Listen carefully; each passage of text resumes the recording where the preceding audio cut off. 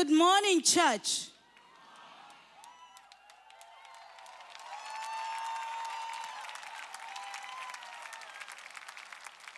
My name is Anne.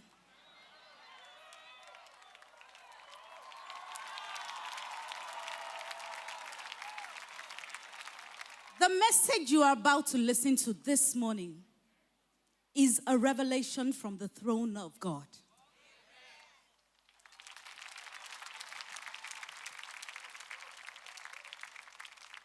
I pray that as you listen to this message, the Lord will speak to your heart in Jesus' name. But before I go any further, I want to say, you are welcome in the name of the Lord. You are welcome in the name of the Lord. I can see all over the glory of the Lord. You are welcome in the name of the Lord. Praise the Lord.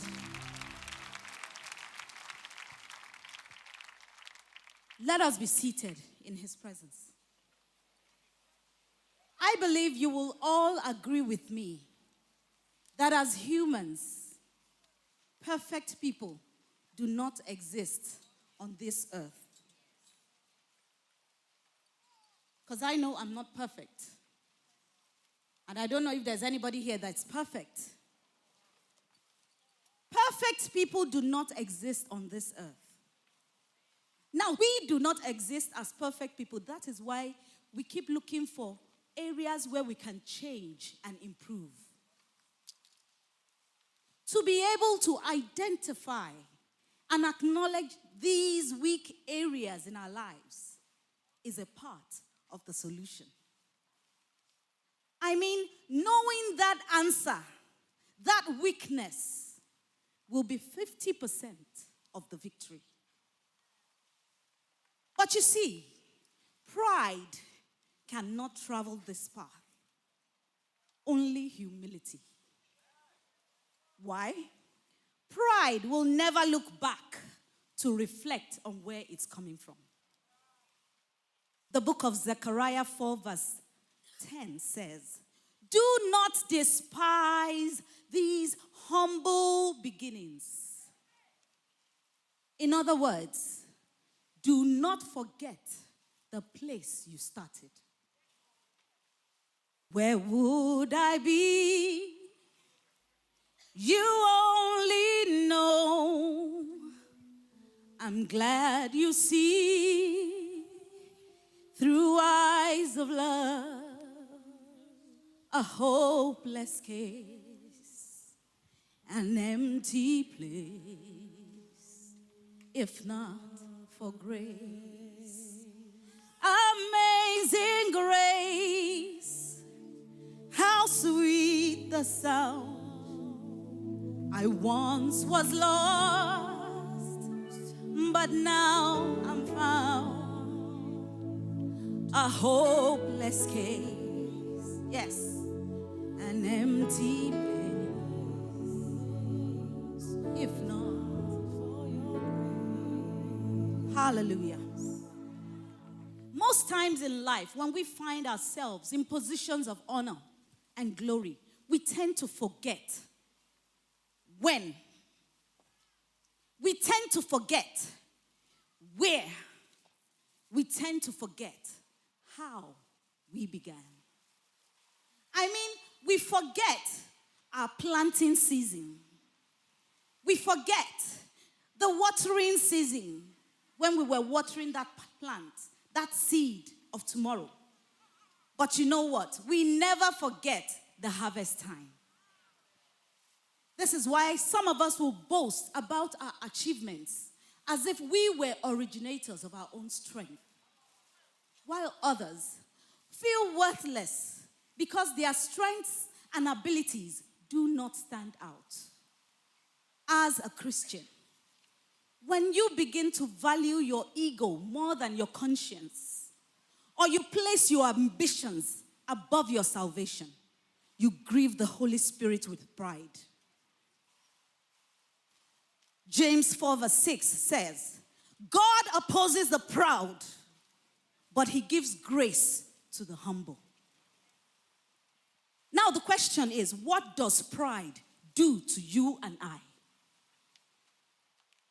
Pride will mask the true condition of your heart, dim the eyes of your understanding, distort your vision. Pride will make you see yourself as a victim and not a perpetrator or architect of your faith condition. That is why our attitude then becomes that of, I was mistreated. It becomes that of, I was cheated. It becomes that of, oh, I was misjudged. People don't understand me. This is pride. Pride will make your best friend become your worst enemy. Pride leads to discontentment. And discontentment has a logo. Tell somebody, discontentment. Say it louder. Discontentment has a logo. Look at your neighbor and say, discontentment has a logo. What is that logo? Nothing is ever enough. Discontentment has a logo. Nothing is ever enough. Discontentment will make a man want to be a woman. Discontentment will make a woman want to be a man. Discontentment will make your best friend become your worst enemy. Discontentment can even make your worst enemy become your best friend, not for God's sake, but for selfish, classic, and material reasons. Discontentment will make a fair person want to become black. Today, discontentment will make a black person want to become fair. Discontentment will make a fat person want to be slim. And make a slim person to be what? Discontentment will make a short-haired person to want to have long hair. And the long-haired person wants to have short hair. When a man continues to crave for something that is beyond him, that discontentment will lead to rebellion.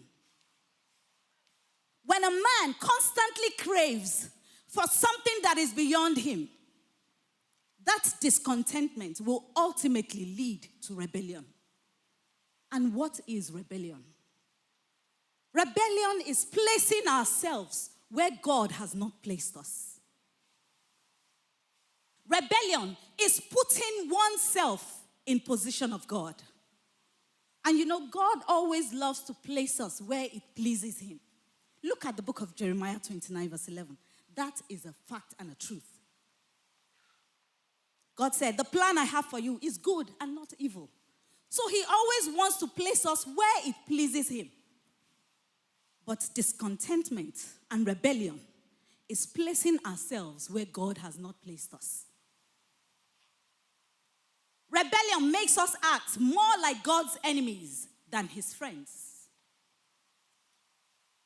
The Bible says that rebellion against God is as bad as witchcraft, and arrogance as sinful as idolatry. The book of Proverbs 17 verse 11 says, evildoers foster rebellion against God. The messenger of death will be sent to them. I take it again. Proverbs 17 verse 11 says, evildoers foster rebellion against God. The messenger of death will be sent against them. Common to all viewpoints is the fact and the truth that rebellion willfully opposes God and will result in judgment. For example, in Isaiah 14, God created Lucifer to be the most magnificent of all the angels. But his rebellious desire to become God saw him sent to the pits of hell and banished for eternity. In Genesis 2, God gave Adam the entire Garden of Eden to possess, to own. His rebellious desire to eat just one forbidden fruit. After God gave him the entire garden, he still wanted the forbidden fruit. His rebellious desire separated him from the presence of God. In Genesis 11, God unified the world with one language and one speech. Everyone spoke the same language, understood themselves. But their rebellious desires, their rebellious act threw the world into confusion. And today, you and I suffer the effects of that division. What are the effects of division? Moral oppression, institutionalized corruption in high places, religious intolerance, demonic and physical oppression, women, diseases and disabilities everywhere. In Numbers 32, the children of Israel's constant rebellious actions against God caused them to wander for 40 years in the wilderness before they could finally enter the promised land. I tell you, rebellion against God is as bad as witchcraft, as sinful as idolatry. So our small and large acts of rebellion prove that man is indeed a descendant of Adam. However, God Almighty had a plan in motion to overcome the effects of man's rebellion. And the entire Bible is the story of how that plan unfolds, ultimately leading to God's visit to earth through his Son, Jesus Christ. To God be the glory. Now, this will lead me to the title of the message, Man and His Rebellious Nature. Say man and his rebellious nature. Touch yourself. Say man and his rebellious nature. My proof text will be taken from that book of Numbers 16. We read from verse 1 to 31. But specifically, we'll be reading the verses 1 to 3. I'm talking of Numbers 16. We read 1 to 3. We read 19 to 20. And we read verse 31. But at your free time, you can take your time to read through from verse 1 to verse 31. I read, Korah, son of Izhar, the son of Kohath, the son of Levi, and certain Reubenites, Dathan and Abiram, sons of Eliab, and On, son of Peleth, became insolent and rose up against Moses. With them were 250 Israelite men, well-known community leaders who had been appointed members of the council. They came as a group to oppose Moses and Aaron and said to them, "You have gone too far. The whole community is holy, every one of them, and the Lord is with them. Why then do you set yourselves above the Lord's assembly?" Go to verse 19. When Korah had gathered all his followers in opposition to them at the entrance to the tent of meeting, the glory of the Lord appeared to the entire assembly. The Lord said to Moses and Aaron, "Separate yourselves from this assembly so I can put an end to them at once." Finally, let's go to verse 31. As soon as he finished saying all this, the ground under them split apart, and the earth opened its mouth and swallowed them, with their household and all Korah's men and all his possessions. They went down alive into the grave with everything they owned.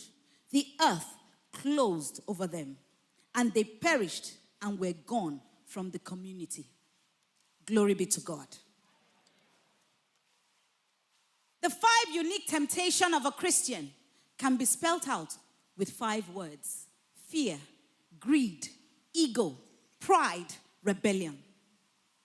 You see, in tempting the children of God, Satan's greatest aim is to distract us and overthrow our position as children of God, thereby cutting off our dependence upon God, our duty to God, our devotion to Him, our commitment and communion with God.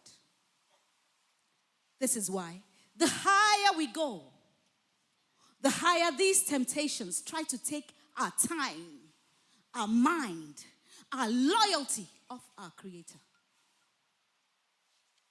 They begin to increase gradually in our character. That before you know it, we begin to desire for ourselves the glory and honor that belongs to God. So you who say today, I need wealth. You who say, I need blessing. I need position. I need influence. I need power. Be aware that all high places are slippery places. Therefore, watch and pray. Christians, seek not yet repose. Hear thy guardian angel say, thou art in the midst of foes. Watch and pray. Genesis 2 makes us understand that the life we live is not ours. It is the Spirit of God that has chosen to give us this mysterious and miraculous gift of life. When God formed man from the dust of the ground, there was nothing fanciful about the chemical elements making up man's body until God put his breath of life into him. This is why God is so much concerned about us. Because not only are we his work of art, yes, we are his work of art, but most importantly, we are the dwelling place of his Spirit. God wants to build character in us so that when we get to the place of our destiny, we will not crack, we will not explode, and we will not lose it all. Let me make a simple demonstration here for you. Picture yourself as dust before God put his breath of life. God wants to build character in us. Today, man is like dust. I need someone to help me hold it up. Sir, thank you very much. Today, man, remember we were formed from the dust of the ground. Man today, this is what man is. Man is like dust, blowing around here and there, everywhere, without the breath of God, the Spirit of God, because we have lost the essence of our lives. This is man. Today, man is like clay that will soon crack and explode and lose it all. Because we have lost the breath of God, the Spirit of God, which is the final touch. I mean, the finishing touch to our molded existence. If you walk without the Spirit of God, you walk without the Father. If you walk without the Spirit of God, you are dust and clay. If you walk without the Spirit of God, you walk without instruction. You walk without direction. You walk without revelation. So, child of God, stop cultivating desires to act on your own, because the life we live is not ours. That's why this life is not our own. We are just passing through. Our treasures are laid up somewhere beyond the blues. The angels beckon us from heaven's open door, and we can't feel at home in this world anymore. Of course, we can't feel at home in this world. We have lost the essence of life. We have lost the final touch, the finishing touch to our molded existence. Because we have lost touch with the breath of God. The Bible says, the Spirit of God gives life. The flesh counts for nothing. Now, picture yourself. Picture your life. God sometimes will permit, when he sees that we are going too far because of pride, he will permit sickness. He will permit setback. He will permit disappointment in order to humble us, to keep us from losing salvation. But rather than learning obedience by those things which we suffer, we begin to grumble. Why me? We begin to complain. What is happening? And you know what next we do? Child of God, you know what we do next? We start running.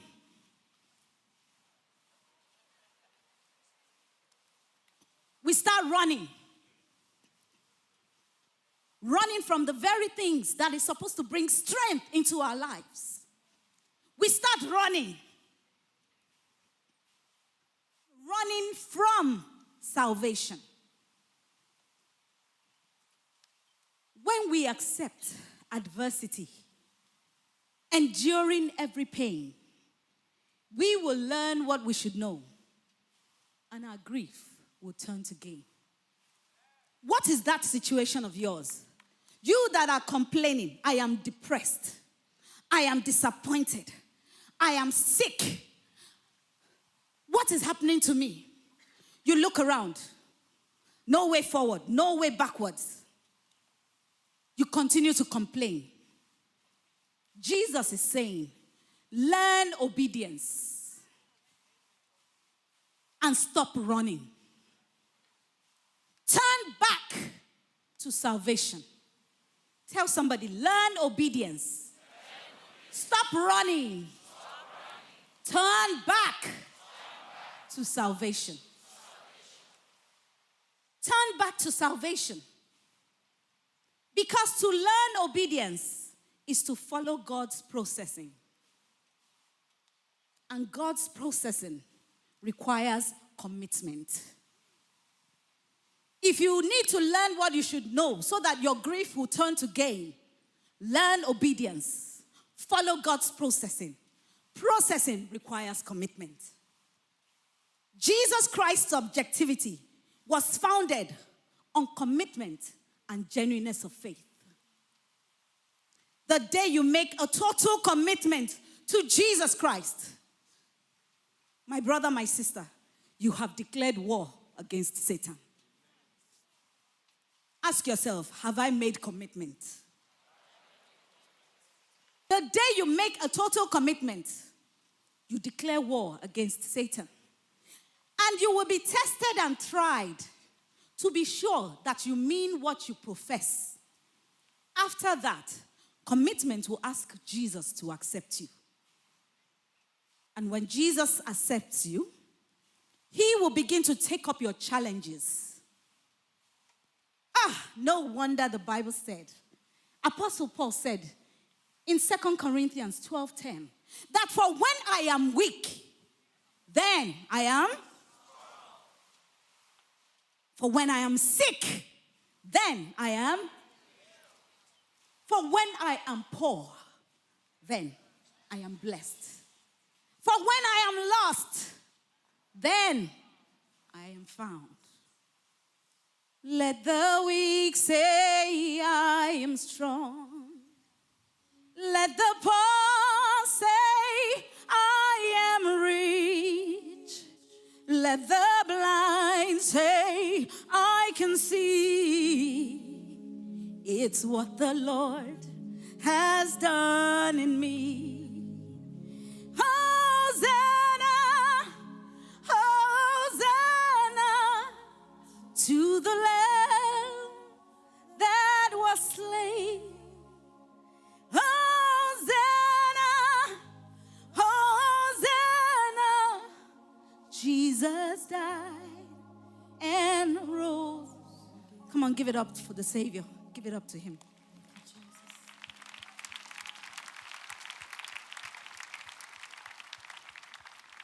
In conclusion, let's look at the book of Job 23 from verse 10. And hear what Job is telling us about tests and trials. The book of Job 23 verse 10. But he knows the way that I take. And when he has tested me, I will come forth as gold. Job is telling us here that Jesus Christ will have nothing to do with a man that has not been made sensible by the vicissitudes of life. Jesus Christ will have nothing to do with you and I if we have not been made sensible by the vicissitudes of life. When I say a heart that has not been made sensible, I mean a man that has not been made sensible by disappointment. A man that has not been made sensible by sickness. A man that has not been made sensible by poverty. A man that has not been made sensible by the vicissitudes of life.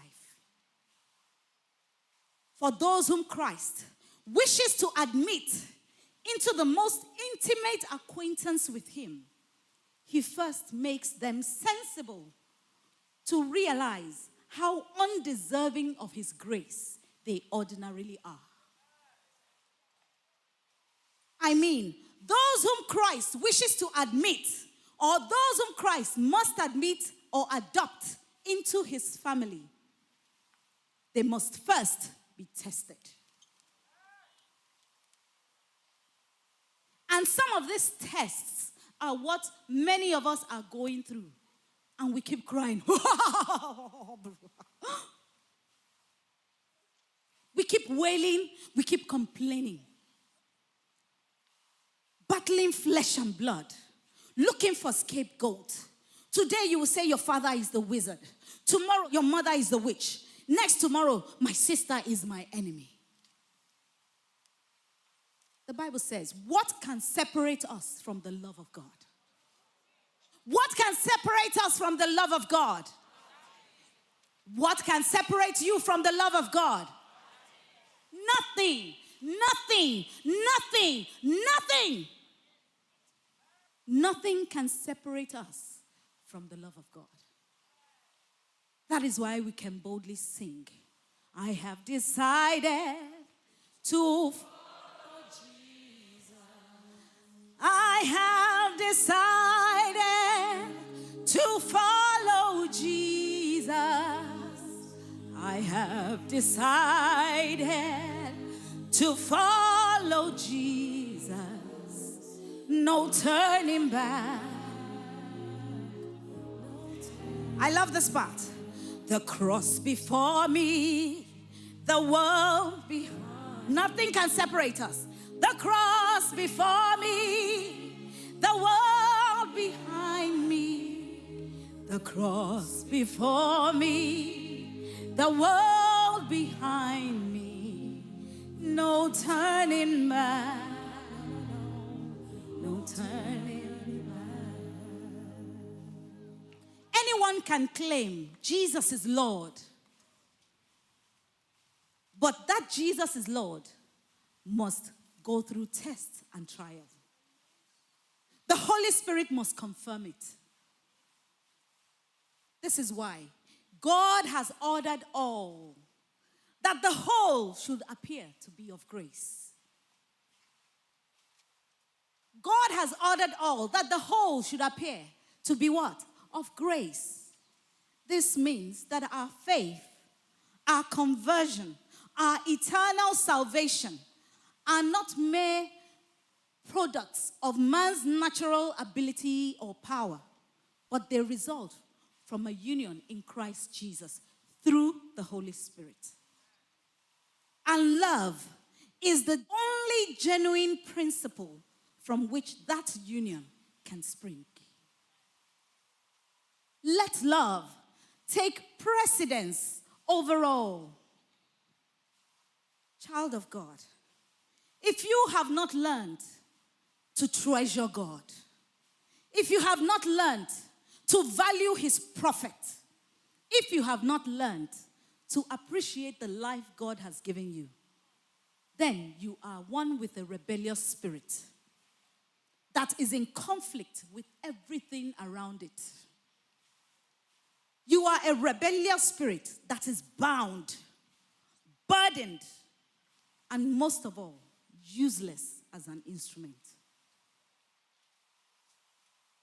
Assess your love for God right now so that you may not receive the judgment you truly deserve.